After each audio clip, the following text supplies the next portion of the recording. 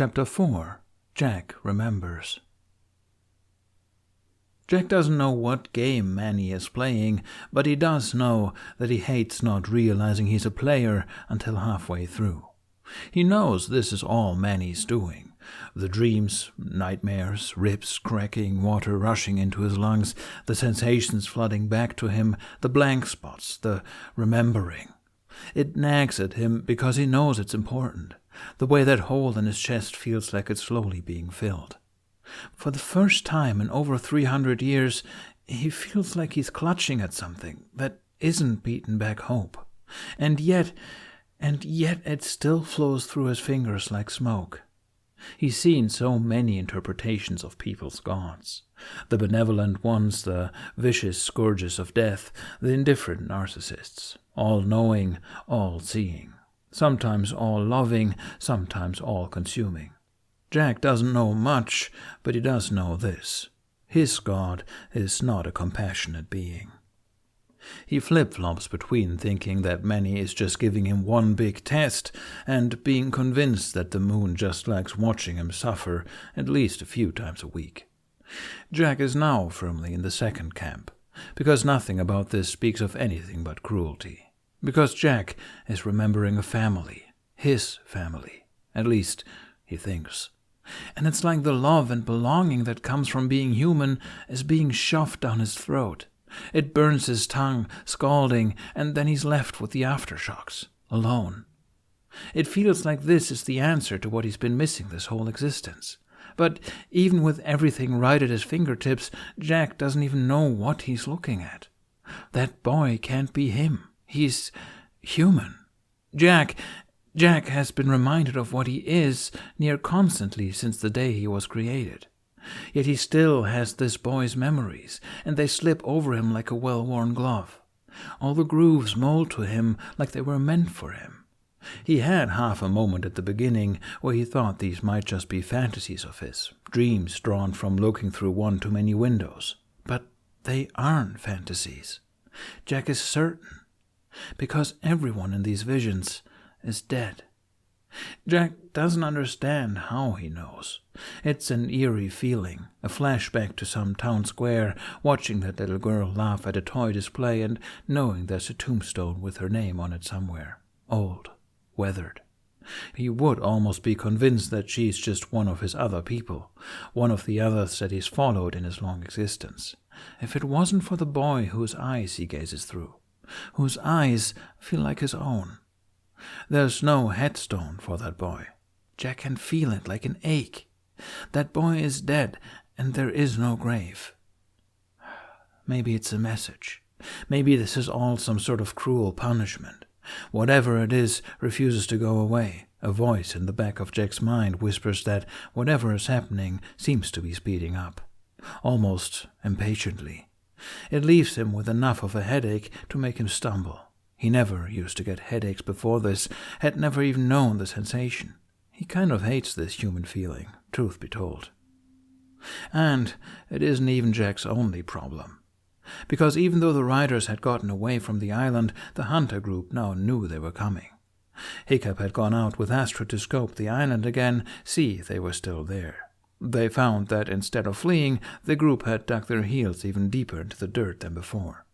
Watchtowers surrounded their base, guards seemingly doubled. Any re-entrance from land was nigh impossible. There were eyes everywhere. It didn't help that no one knew anything about their leader other than what scrolls they stole on their first mission.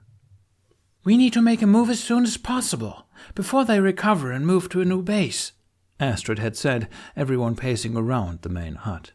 Jack had watched the whole thing from the rafters, witnessing what slowly devolved into a clustering argument.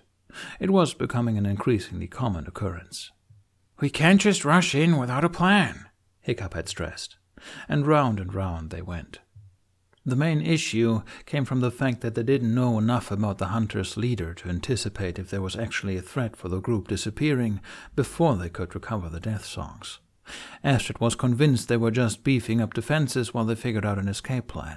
Hiccup thought they weren't currently a flight risk and that they needed a solid plan before going back. The group spent the entire rest of the day combing through every detail in the papers they had stolen. Hiccup eventually managed to convince everyone to give him some time to think, to come up with a plan to secure the Deathsongs before they take them for a test run around the archipelago. They only agree when Jack offers to keep an eye on the base in his free time, giving it a courtesy flyby to see if anything major is developing. Jack was loath to leave them that night, tensions rumbling to the point where even the dragons were restless. But there was a churning in his chest that demanded to be addressed. The wind hissed places far to the east that begged for snow, places that tugged at the very center of his being until he obeyed.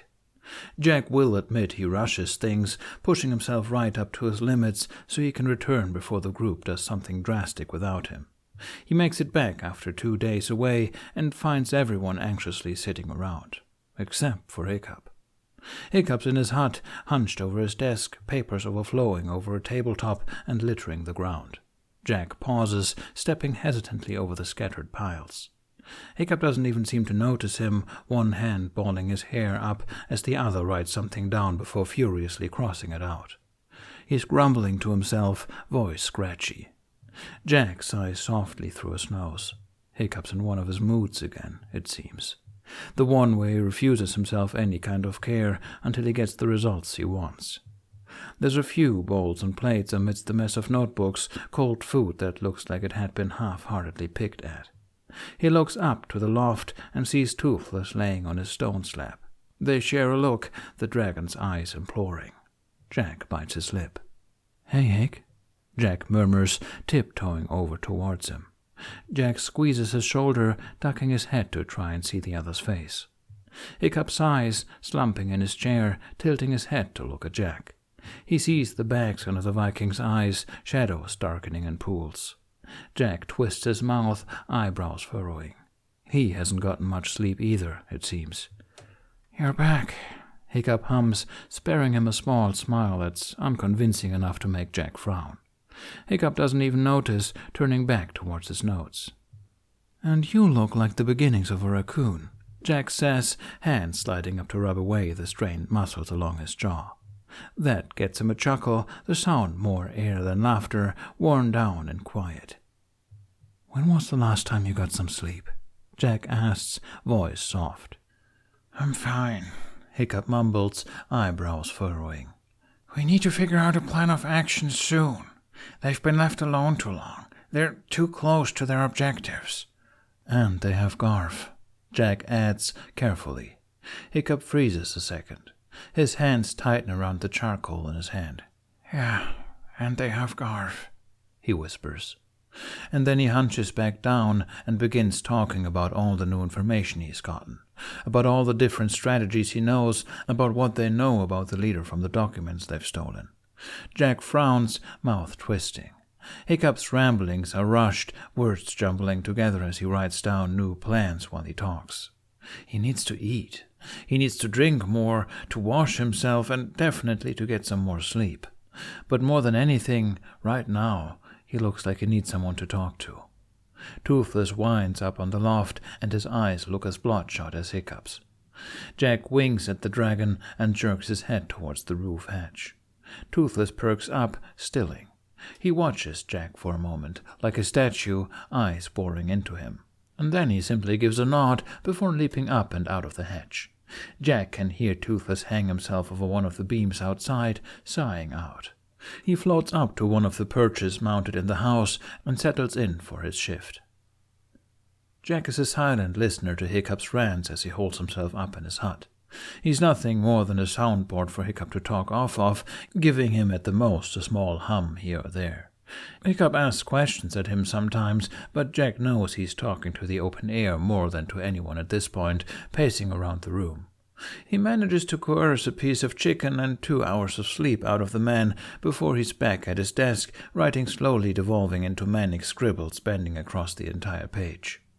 Astrid comes in the next day. She nods at him in greeting from his spot on the perch before turning towards Hiccup. She's as tense as the rest of them, axe looking almost over-polished from where it's strapped to her back. They strategize together okay the first day, but unlike Jack, Astrid doesn't stay out of the way. She butts in, shooting down ideas and tweaking ones she does like until one of them finds a flaw that scraps the entire plan. Astrid is twitchy, impatient. Jack knows that she's anxious to free Garth. By the third day, though, they look about ready to go for each other's throats. Hiccup looks like he's keeping his voice down by the last thread of patience he has left. Astrid has no such reservations. "We need to figure something out soon," she barks. "They won't be holed up there forever. Once they make some progress with the Deathsongs, nothing will stop them from easily packing up shop and moving." "I know that," Hiccup snaps. "You think I don't know that? Well then, we need to stop sitting here and figure something out." Astrid growls out, venomous. She doesn't look too well either, the bags under her eyes weighing heavily. Jack cocks his head and wonders how well the rest of the riders are faring in terms of sleep. It doesn't improve from there. They get to the point of near screaming matches over maps they had drawn of the base before Jack finally freezes Astrid's boots together and hauls her outside. If looks could kill, hers would turn him mortal and slay him. He quietly lets the ice around her ankles melt. "I'm sorry," he whispers, staring into her eyes imploringly. "But if we keep arguing like this, then nothing will be done." She had stomped away, visibly miffed. But she hadn't chewed him out, so he's guessing she at least saw some reason in his words. "I don't know what to do," he whispers, staring out at the sea. He scoots his feet back from the roof ledge, pulling his knees up to his chin. Toothless rumbles something low next to him. "He can't keep going like this. None of them can. But we both know they won't stop until he's come up with something." Jack tilts his head up towards the moon. He eyes it wryly, a frown curling onto his face. "I'm guessing you don't have anything to add, do you?" Jack peeks under the roof of the old oak tree by their house, smiling at the small figure curled up against the dirt. The little girl frowns, turning her back before stuffing her face into her knees. "Go away, Jack," she bites out, voice cracking from unshed tears. Jack shakes his head, blinking. Did Manny just do that? Did he answer him? He looks back up at the moon. It just sits there, light, unwavering. No, of course he didn't. Jack scoffs, glancing away. "Didn't think so," he grumbles. He rubs at his temple. He can feel another one of those stupid human headaches coming on. Toothless bumps his shoulders. Jack glances over, and the dragon trills, turning back towards the sea as he lays his head on his paws. "Yeah," Jack whispers, sighing. "You're probably right." It all comes to a head the next day. Jack does a courtesy flyby of the base and comes back to the edge just in time to see the rest of the riders shooting by, dragons in a straight beeline towards the hunter outpost. Well, at least he sent them on scouting missions to blow off some steam. Jack almost wants to call that progress. He steps into Hiccup's hut, sighing out when he sees the man pacing next to one of his walls, papers strung haphazardly over the logs. "Hiccup," he murmurs, walking up to the Viking, reaching out to place a hand on his shoulders. Hiccup whips his head around, eyes a little wild, the red-rimmed bags dragging underneath. "This would be so much easier if we knew anything about their leader, you know." He starts, rounding Jack and beginning to pace. "I need to get a plan to free a bunch of Deathsongs that are not all friendly towards us while not getting caught, when the whole time we're in an enclosed and heavily guarded area that knows we're probably coming again, and I need to factor in that they might have trained the Deathsongs by now to at least fire on command, so they might be used against us. Hiccup. And I need to do this before they either succeed in training them completely or move bases where we'll never find them again. Hiccup. Hiccup stops, pushing the heels of his hands against his eyes with a sigh. Jack carefully steps towards him. He slowly reaches up, rubbing Hiccup's wrists, before lowering his hands, leaning forward to bump their foreheads together. "You're not alone, you know," Jack murmurs, raising his eyebrows with a smile. Hiccup huffs, squeezing his eyes closed. "I'm the guy with the plan," he whines. "Everyone kind of expects me to know what to do." "Doesn't mean you can't lean on them, on us, you know," Jack says, pressing against Hiccup's head. Hiccup huffs again, the noise barely a laugh. "You don't need to just send everyone on scouting missions. You can have us all brainstorm, bring in some new perspective." Hiccup opens his eyes, scrunching his eyebrows. "Scouting missions?" Jack leans back a bit, narrowing his eyes. Yeah, the scouting mission you sent everyone on. I saw them all right as they left.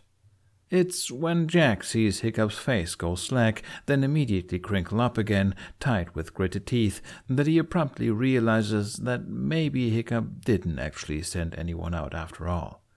Oops. Hiccup stomps out towards Toothless, shoulders nearly as solid as Stoic's. I'm going to kill them, he growls. The dragons crash onto the nearest island, the smoke coming from the base still visible as it wafts up into the gathering clouds. The minute they land, Hiccup is leaping off Toothless, marching towards Astrid as he throws up his hands. So not only did you, Astrid, commit insubordination, but you had to put everyone else in danger too. At least I was doing something, Astrid yells, whipping around from where she was looking at the amber patch stuck along Stormfly's left leg. They have Garf, Hiccup. I'm not letting them continue to beat and chain him. If we freed him, we could tell the rest of the Deathsongs that we're not a threat. Jack steps back as the two square up, leaning away slightly as they howl back and forth. He sees the dragons silently blow some fire on each other, melting the amber. They quickly slink away behind Jack and the rest of the riders.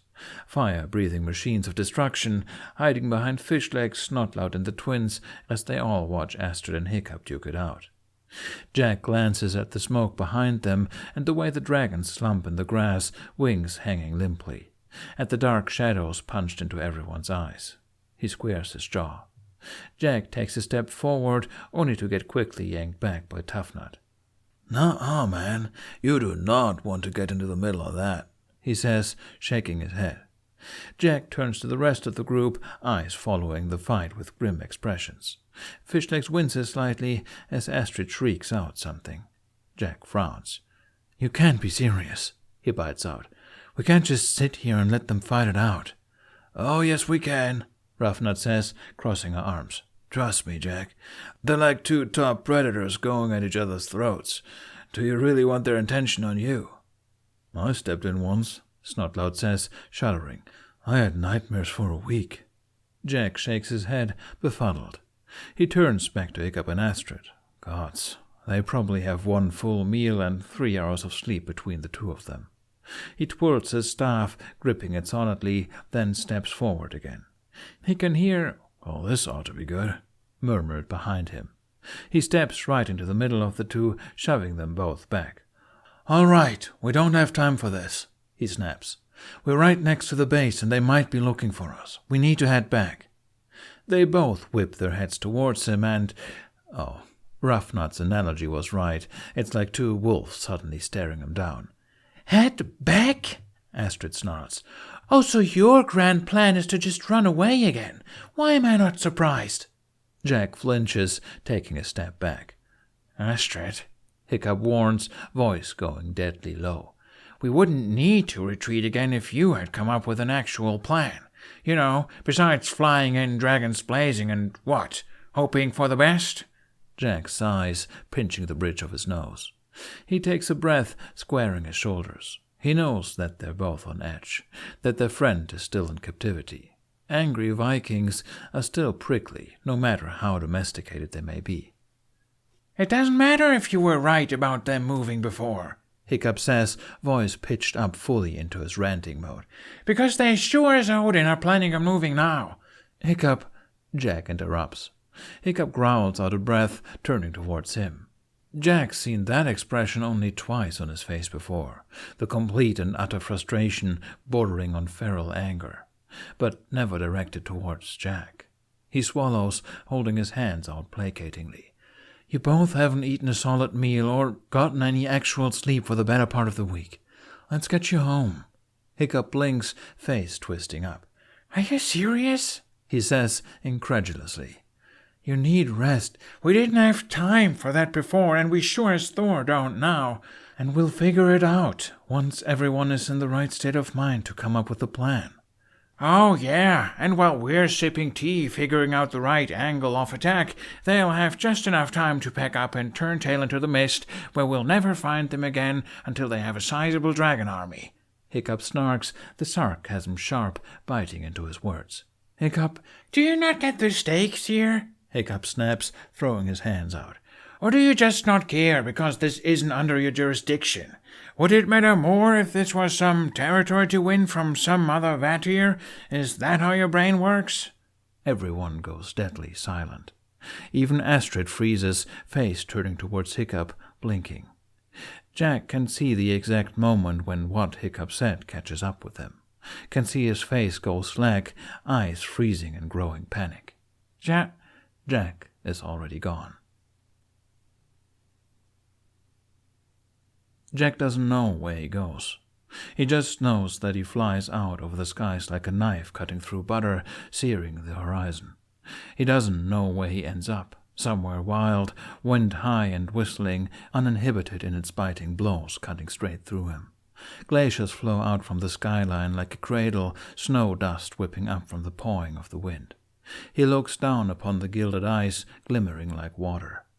And he remembers standing on a glacier nearly 2 years ago, floating over its expanses back to the ground as he screamed at the moon, of him settling to the ice, howling out a storm from his chest, the dead way he watched it writhe around him, of Hiccup stumbling through the snow, half dead already, just to see if he needed help. The sky is uncovered, the night a billion fireflies above him. He turns to the moon. Tall, imposing, looming over the glacier hills, casting a silver shadow upon the snow until it danced. He soars up as high as he can go, straight through the clouds and the thinning air, until even the sky breaks apart around him. Right until he feels the tightening of his chest, like a leash yanking him back down to earth. He stares at the moon, teeth flashing in a snarl of his own. "What do you want from me?" He screams, ice shards falling like spittle from his mouth. It gazes back down, cold, quiet. The wind curls around his shoulders. He hunches them against the feeling, hand coming up to pet the breeze. His eyes stay locked on Manny. "You made me for a reason," he howls. "Is it to watch me suffer? Is that all I was created for? If I'm doing something wrong, why won't you just tell me?" His voice tapers off to a hoarse whisper by the end, body curling up around his staff. "Why are you giving me these dreams?" he cries wobbly. "Is this a punishment? To show me something I can never have? To show me what it's like to belong?" The moon rays glint. He squints against the light. He doesn't realize they're shining brighter and brighter until he's already blinded, crying out, grabbing at his eyes. He starts to plummet, the wind pulled out from under him like a floor dissolving away until he's free falling. He panics, bursting into snowflakes, but those too drop like stones, whistling through the air until they hit the sea ice. The iceberg underneath him explodes, cracks ripping through the impact of his small little snowflakes like knives until he's dragged into the rapidly freezing water. Jack doesn't even have time to scream. He feels himself get forcibly sewn back together, stitched into his human form until he's gasping, hauling in lungfuls of water as he stares up through the water and ice to the sky, to the moon. And he remembers. He remembers everything. His sister. He had a sister, Mary, and their mother, and him. He remembers him. Jackson Overland. And Burgess and the neighboring kids and market day and when he would tell stories to all the kids and the stew his mother would make whenever he got into trouble for some prank he played on the butcher and how he would whittle every animal under the sun just to save up enough change to buy Mary something from the toy shop and being human. He was human. And none of it was a punishment. None of it was a life he could have had. It was a life he did have. And his sister was in the middle of that pond, and she was crying. And he was so scared, but the look on her terrified face settled something in him. And he got to make her laugh one more time. And then he saved her. He saved her. But most of all, Jack Frost, Jackson Overland, Jack. Jack remembers joy. The joy of life. He wakes, gurgling, eyes flying open. He wobbles up on an elbow until he's on his side, throwing up half the sea in choking gasps. Only when his chest feels empty again does he collapse, laying on his back against the solid ice, nothing left behind from his plunge into the sea but some spiderweb cracks still molding themselves back together. The stars are paint splatters glistening above him, and the moon gives him one more twinkle before it passes behind a cloud. His hands are flat against the smooth ice, and sheets of frost from the water are sloshing off of him in waves, piling around his sides. He coughs, pounding his chest. His smile is so wide it almost hurts his face, and then he's laughing between gasps, giggling hysterically up at the sky. The wind blows something fierce under him, pulling him to his knees, whistling frantically. He turns towards the breeze, laughter still high and wheezing against his throat. "Wind," he says. "Wind, I remember. I remember everything. I had a family and a life. I was human. They were memories. I know what I am." The wind cuts him off, tugging on his clothes, jerking him towards the sky. He pauses. "What's wrong?" It curls into his ear, whispering breathily. He stills. Hiccup. Everyone. They're all in trouble. His face hardens, mouth thinning into a firm line. He turns into the breeze, standing, staff tight in his grip. "Let's go." The wind takes Jack back to the Trapper base. Jack can see smoke columns rising from a far way off and knows that the riders must have been busy while he was away. He flips himself into snowflakes and tumbles down into a whirlwind of chaos. Overhead, heavy storm clouds slowly start to form, rolling over the sky like slowly shutting doors. Nearly all of the defenses are blown to pieces, amber chunks stuck to almost every surface imaginable. The metal net lay in shattered chunks, suspended by a few charred strands, still giving off a low humming glow, sizzling in the evening gloom. Scourge and claw marks paint themselves over the cliff walls, shouting, echoing against the rock like a cacophony. A Deathsong soars overhead, wingtips sending wafts of air that send Jack tumbling. The dragon lands on one of the walkways, screeching a high-pitched whine before shooting amber at a group of guards clashing with Snotloud. They cry out as they're stuck together, tumbling off the sides into a cloud of wafting smoke. Snotloud quickly turns and leaps off the edge, Hookfang scooping him up as he claws at the other side of the cliff walls towards a group of archers beginning to take aim. Jack can hear the whispers of shouts from the rest of the riders bouncing around the dim. It's one voice, though, that makes him snap to attention. "It's over, Magnus. Surrender. You've already lost." Jack whips around until he's looking at the middle of the processing yard below, the flat stone floor charred with the blasted remains of discarded cages strewn about. One of the freed dragons is blowing up the hunter ships by the docks in the background. Hiccup stands below, Toothless's solid presence at his back, coiled around his rider like a cat, fangs sharp and growl reverberating so low it ripples through the air. A man stands across from them.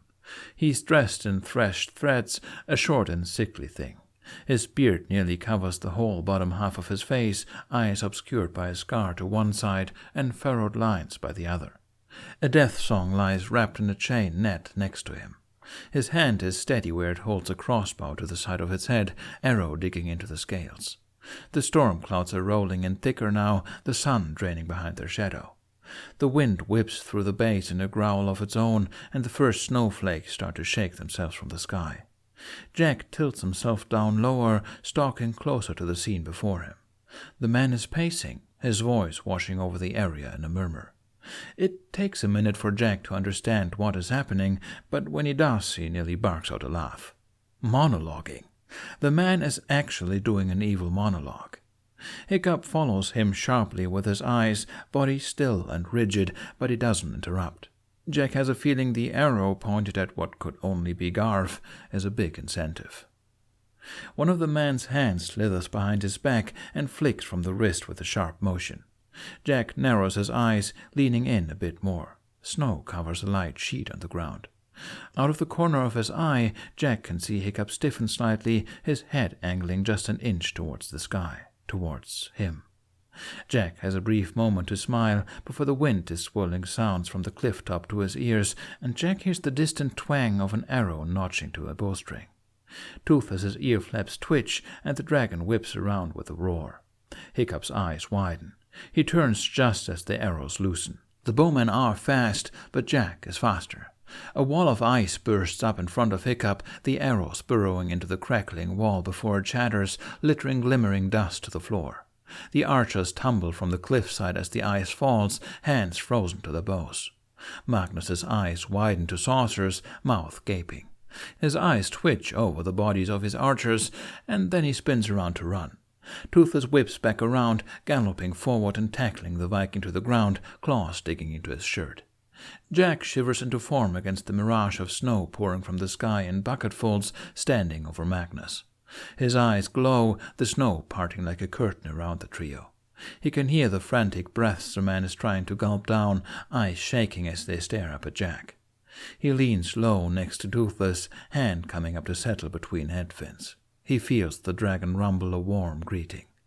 "No, that wasn't very nice," Jack drawls, grin sharp and toothy as he leans over Magnus's face, tutting. "Monologuing as a distraction takes all of the fun out of it, in my opinion. You give evil monologues a bad name." He hears the sounds of chains breaking behind him. Then a breathy voice calls out, "Jack!" He stands and turns. Astrid's with fish legs untangling Gar from the last of the netting. Hiccup stands a few feet away from him, looking frozen in place. His face is unsure, a hesitant smile almost asking for permission to be there. Jack grins, and Hiccup's smile tips from questioning to relieved. His eyes dart over to Magnus under Toothless's claws, and he gives Jack an imploring look, lingering for a few moments before stepping past him towards Magnus. His whole face hardens, turning stony. "Well, I wouldn't say I'm surprised, but trappers playing dirty should have been expected at this point," Hiccup drawls, pointing his sword at Magnus's throat. "Now, do you accept surrender, or should I let Toothless sharpen his claws a bit?" Toothless growls, claws ripping holes through the cloth under his paws. Beads of blood dribble off Magnus's chest. He gasps, wiggling. His eyes keep darting back to Jack, though, like he's staring at an apparition. Hiccup follows his gaze, looking between him and Jack. "Oh, would you rather meet our resident winter vet here? I'm sure he would love to be acquainted." Jack hums, holding his chin as he leans against the staff. "I could always use more ice sculptures," he says. "I like them alive more anyways. Keeps them fresh for longer." Toothless shoves him deeper into the ground, and he heaves. I surrender," he stammers out. "I surrender, please spare me." Astrid marches up and shoves through them. Toothless turns to her and croons, sitting up. She grabs the man by his collar before he can move, hauling him to his feet. "We'll spare you, all right," she growls. "How does a nice island in the middle of nowhere with no gear or clothes sound?" Toothless relaxes onto his hind legs as Astrid drags the man over to Stormfly, throwing him under the dragon as she digs around for the rope. Jack looks Toothless over as he heaves out a sigh. There's some scrapes along his legs and chest, and what looks like a spare arrow shaft stuck between his teeth. Jack turns towards Hiccup. He looks just as ruffled. Amber stuck to his metal leg, armor slashed and sword swipes digging into the thick leather of his flight suit. Jack's eyes narrow in on a cut along his cheek as he darts forward, cradling Hiccup's face. Hiccup falls into the hold, breath sweeping out of him like it was pulled, bending himself over the spirit. He's shaking a bit. Jack frowns at the blood oozing from the wound, thumb swiping away some of the grime. "Are you okay?" he asks, fretting. "Are you hurt anywhere else?" Hiccup chuckles breathily at that, the sound choked. One of his hands comes up, hovering shakily next to Jack's face. Jack looks into Hiccup's eyes, cocking his head a bit at the pained way the man stares intently at Jack. Like Hiccup may blink and Jack would disappear from under him. Jack leans into Hiccup's hold, other hand coming up to squeeze Hiccup's wrist. Hiccup heaves a breath out at that, relieved. He sniffs. "I'm so sorry, Jack.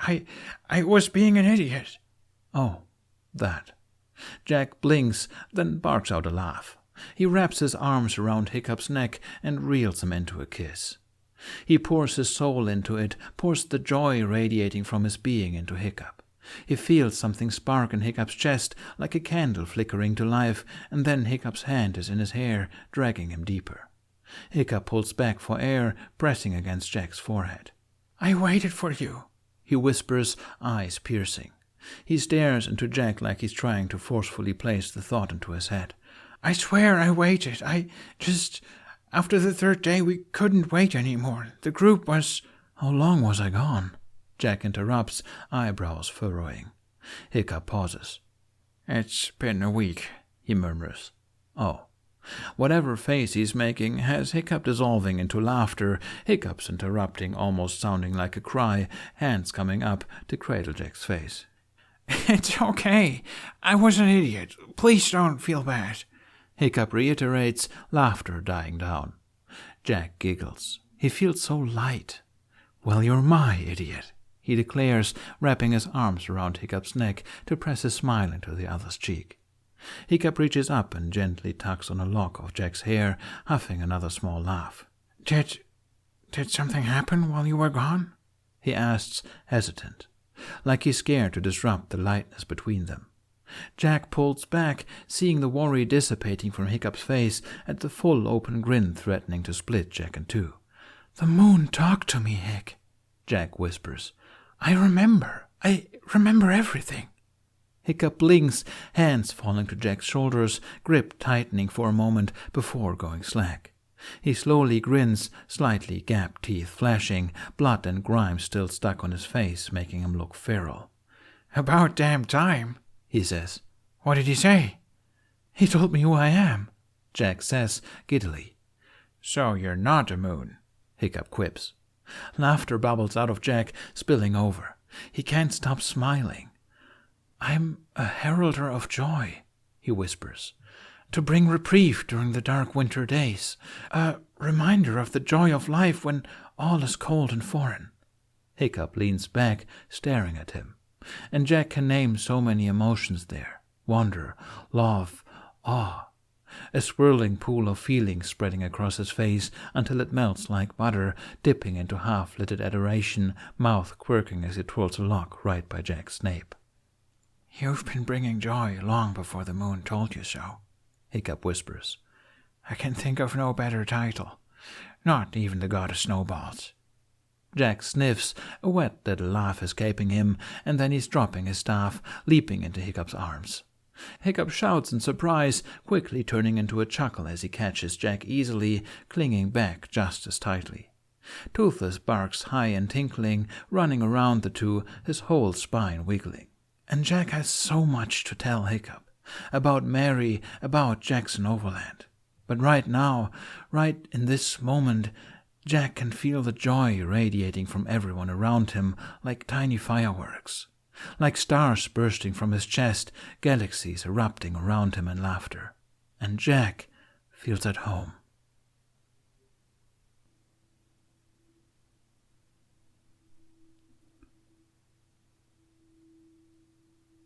And that's it. The end of the story, at least for now. Hi, it's me again, Sander the Grey. Thank you so much for listening. I hope you enjoyed it. I wanted to tack on this little section because this is the best way to address the entire audience, since it's split up over YouTube, Spotify, and podcast, and MP3 downloads, and what have you. So I can never post anything, and no one ever reads the descriptions. So this is it. First of all, I wanted to thank you all for the wonderful comments you've left. It's genuinely always fun to read through them, and it really makes my day to see that you're enjoying what I do. And I wanted to apologize if I never responded to a comment or ignored it entirely. It's just that I don't always see them, especially on Spotify. That platform is just kind of terrible from a creator standpoint. Half the time I don't get the notifications at all, or only months later. So don't be surprised if I like your comment 6 months after you left it. And yeah, since it's been asked on multiple occasions, yes, there's going to be more podfics. Glad to know you're not sick of me yet. I actually have one in mind already, but I won't start that project for a while yet. I'm going to take a break from podfics to focus on writing my own fanfic for a while, since apparently I can only do one thing at a time. It's a hijack Star Trek sort of fic, if you're interested. Star Trek at Astra Perispera. Look it up on my AO3 if you want. It's only 2 chapters in, so yeah, I do have to work on that. But yeah, anyway, if you have any other questions, leave them in the comments. And yeah, thank you for listening.